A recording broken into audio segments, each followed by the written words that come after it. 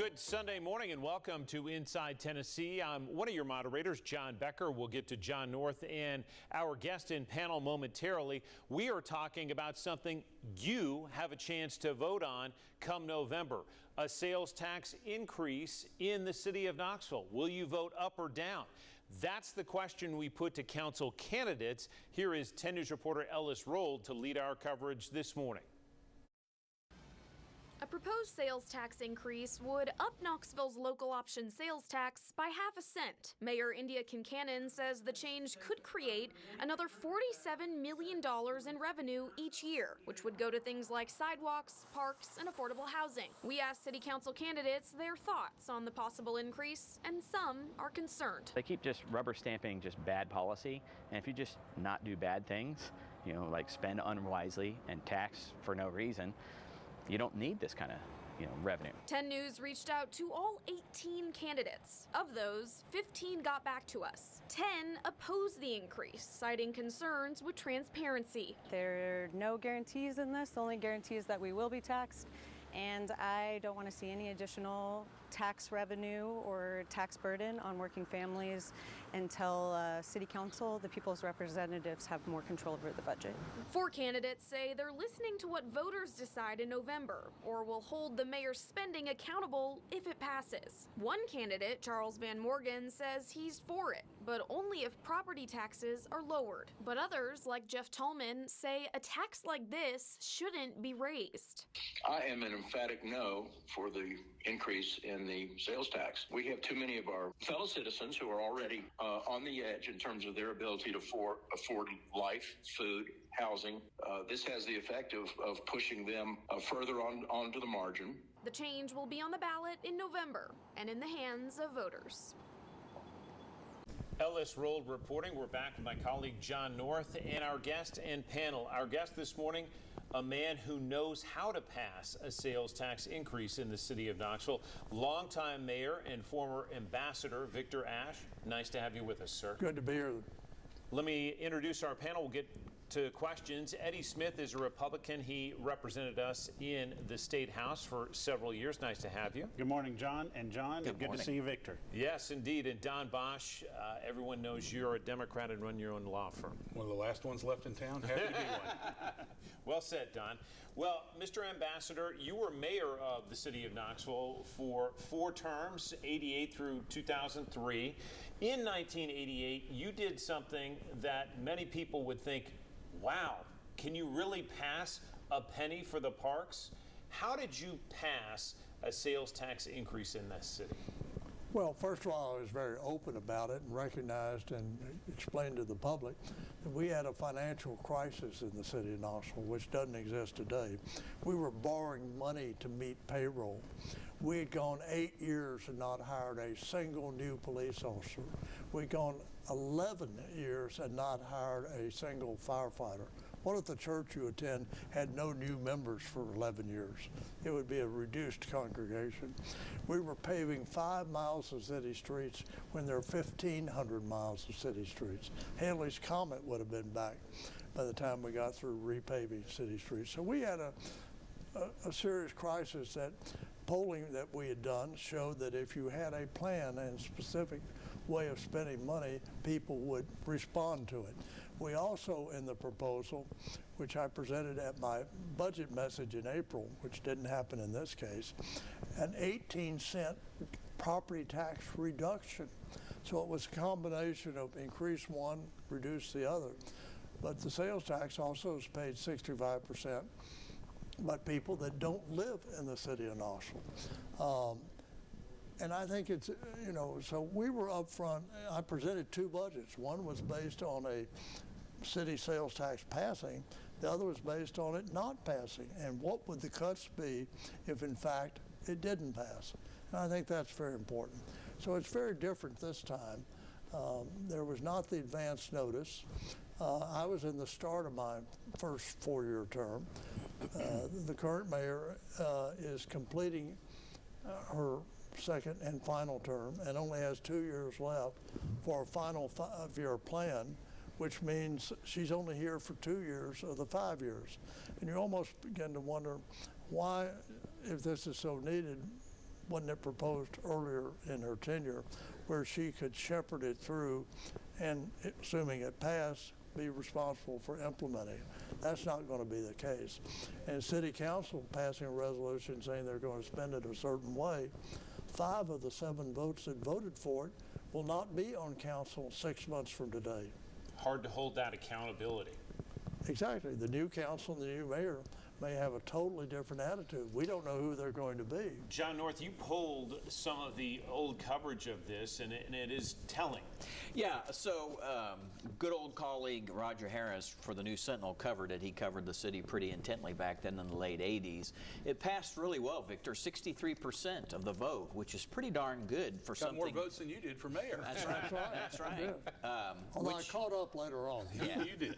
But, past sales tax votes, I believe many had failed. All 6 of them over 20 years had failed overwhelmingly. It wasn't even a close call. But 2 really big points, I think, and you mentioned them early on, were police and fire. And whenever you talk about police and fire in the city of Knoxville, people are like, okay, yeah, let's make sure we take care of that. And the other one was, hey, we're going to shrink your property tax. That's not in play here. Exactly. Property tax will stay the same. And the information the mayor gave that it wouldn't apply to groceries and to food is only true if it stays in the city, assuming it passes. If it passes and then the county joins in, the sales tax on food is restored. Furthermore, the $48 million that is gathered over 5 years is shrunk by $20 million that will be removed from it and go to county schools. Now, maybe that's a good idea or not, but it's no longer $48 million. And what is being advertised is not entirely accurate. That is a big if, though. As you bring up, the county commission would have to make that move, and they haven't shown any sign of doing so. I don't think they'll join on this referendum, but I think should it pass, at least that's what happened to us, it took them all of 4 weeks to have a special meeting of county commission to then have a countywide, and the new referendum did not include city voters, even though they're county residents. It was outside the city only, and because they didn't want money that would have gone to county schools to go to city projects. We've got to take a quick break on Inside Tennessee. Back with more perspective, the questions from Eddie and Don for the former mayor and ambassador of Poland right after this.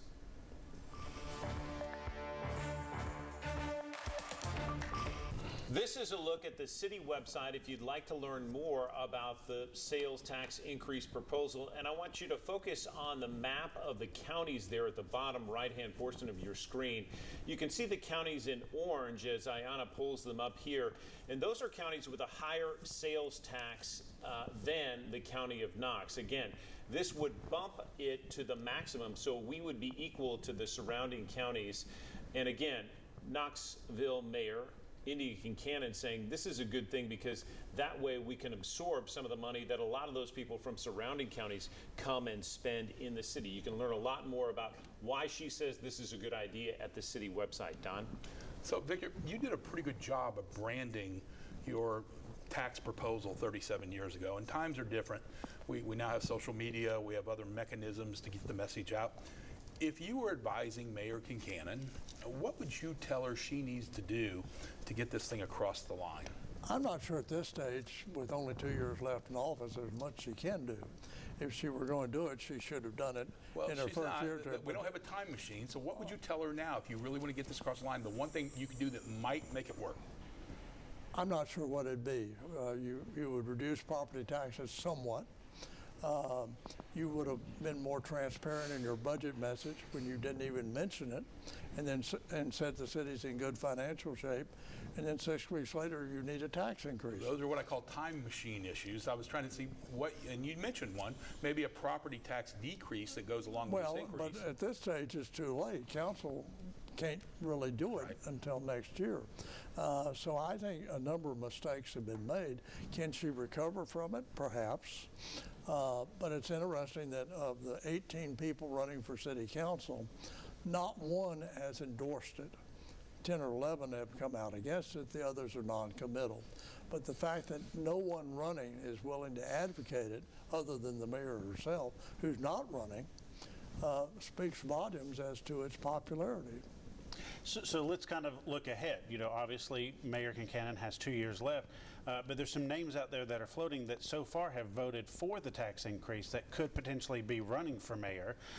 You know, Gwen McKenzie, Andrew Roberto, and a few others. Well, they voted to put it on the ballot. Well, I'm sure they would tell you they voted to put it on the ballot. They did not vote for it. Quite different. And when I was mayor and they voted, I mean, virtually the whole council said, we're only voting to put it on the ballot.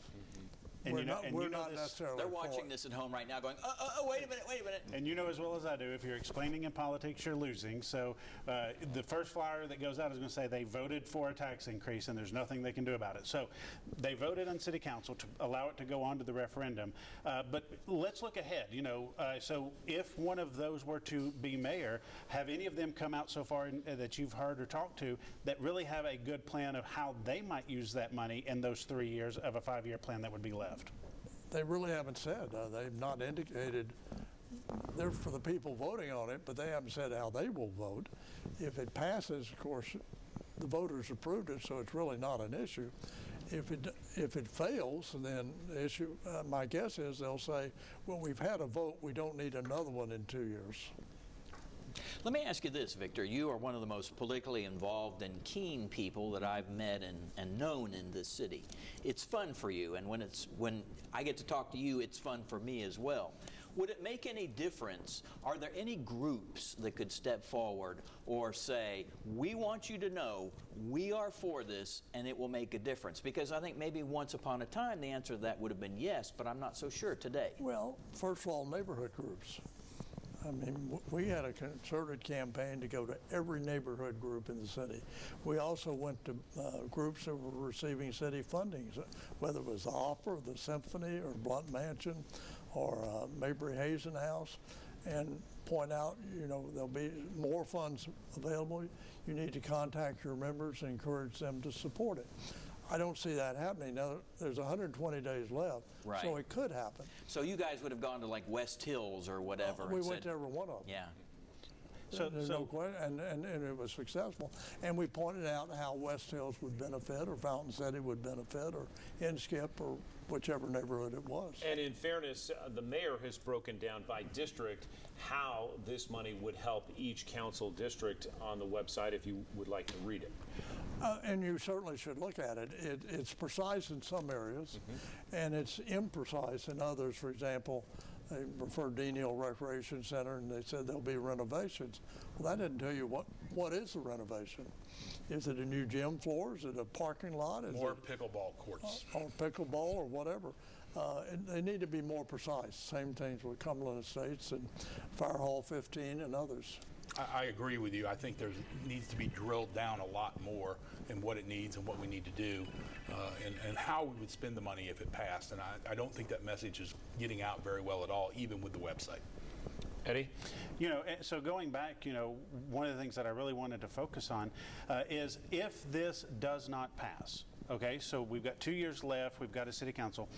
What do you see? We know the issues that the county's facing with some of the bond indebtedness they have. Is there anything on the city's horizon that could be, you know, at risk as you kind of look ahead, having been involved with, you knowing the budget and stuff as well as you do? I think you won't expedite a lot of programs that some might want, such as affordable housing or sidewalks, that sort of thing. But if it fails, I don't see a new mayor 2 years after it just got beat coming back and saying, I can present it in a more attractive way than someone else, particularly if it's coming at the same time that the county is facing a major tax increase to pay off the bond indebtedness that they've inherited from former prior county mayors, and the principal has not been paid on. We're going to take another quick break on Inside Tennessee. Back with more perspective from former Mayor Victor Ashe on this broadcast. We're glad to have you, Mayor. We'll be back right after this. We welcome you back on this July 4th holiday weekend. Hope you're staying cool and enjoyed your celebrations. Mayor, always good to have you and your perspective. I wanted to ask you straight up, are you going to vote in favor or against a sales tax increase in Knoxville? I really haven't decided which way I'm going to vote. I think the administration needs to come forward with additional arguments that make sense. One thing that would weigh against it is the people pushing it only have 2 years left to implement a 5-year plan, which of course can't be done. And would it be better simply to wait for the new mayor, whoever that is, to look at the matter and decide what he or she wants to recommend? I want to ask you this question, recognizing your experience for having been mayor for a long time, maybe the longest of anybody in Knoxville history? One of the longest. Yes. One of the longest, at least? The longest. So, how do you, if you are the mayor who is pitching this, how do you overcome the perception held by many that you got lots of money, you don't need any more money, you got $477 million, you don't need any more of my money? How do you overcome that? Help us. Well, first of all, in terms of how you spend money, it has to pass the smell test. Is this something that people think is really needed or not needed? And you know, you can look at some things that people can argue both ways, but I think you know, when you're pushing money to hire more police officers or firefighters or pave city streets, that's not a hard sell. If you're doing something more in the arts, while I favor the arts, that's a more difficult sell. And so you have to be strategic in what you pick out. You have to look at where the city precincts are, what will influence the larger precincts. And the mayor has said affordable housing is the top issue she's dealing with, and this will spend millions of dollars to help build more affordable housing, and we'll also see sidewalks and parks. And in the larger context, most families in Knoxville, if their numbers are right, it will cost anywhere from $7 to $12 a month, depending on how much money you make per family. Well, I think the issue of affordable housing is, are these 1 bedroom, 2 bedrooms, 3 bedrooms? Where are they going to be placed? I mean, it's fine generically to be for affordable housing, but there are a lot of questions that go into that.